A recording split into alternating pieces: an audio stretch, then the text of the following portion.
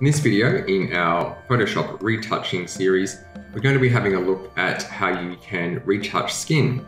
When we're retouching skin, there's a number of cloning tools that we can use to get rid of pimples and bumps on the skin.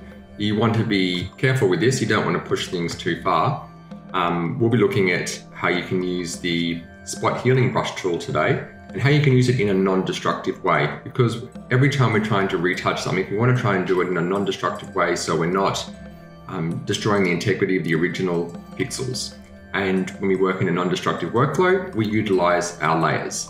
So here we can see we've got an image where we could probably clean up a little bit of the pimples and the bumps on the skin, and we can do that by using our spot healing brush tool, but doing it on a separate layer from the original. So we can see that we've got our background layer here of our original image. So what I'm going to do is come down and just click on the new layer button here to add in a new layer, and I'll just double click on that to rename it. We'll just call this one clone.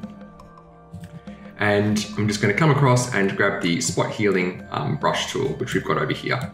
So it looks like a little band-aid with some marching ants coming off it. Like with all of our tools in Photoshop, before I start using it, I'll just come up to the control panel up the top here and check my settings.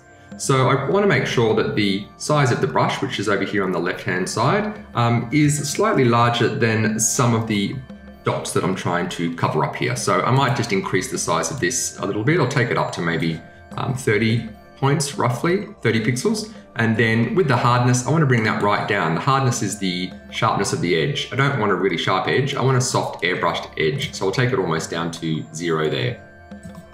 Okay, so I've set the brush size. I also just want to make sure that the mode is set to normal and that I'm also using the content aware filter for making this clone. And then finally, I want to make sure the most important step here is to make sure that I've got sample all layers ticked on, because what I'm doing is I'm actually going to be sampling from the background layer and cloning directly onto the clone layer. So if that wasn't on, I wouldn't be able to clone from pixels down here onto the layer above. So it's important that's on.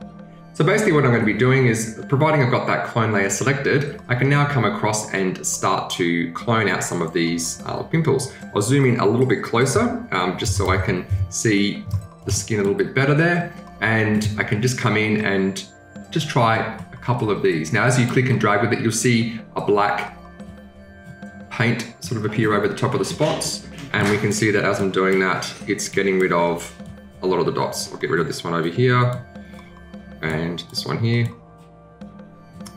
Cool, so you don't want to go overboard with this. We're just doing it enough so that it smooths the skin out and gets rid of some of these inconsistencies in the skin texture.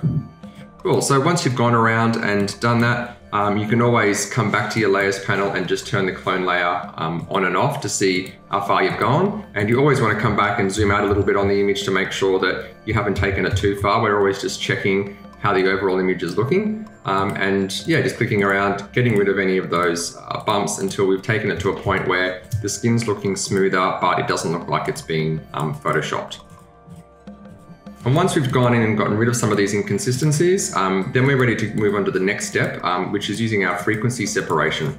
Our frequency separation can be used to help smooth out some of the bumps that we've got in the lighting. Sometimes the lighting can be a little bit inconsistent on the face. We can also get some things happening with shadows that might be a bit too dark. Also, we might have makeup that's been applied and it's sort of inconsistent in color across the face. So we can definitely use frequency separation to help smooth those sorts of things out. So we'll do that in the next video.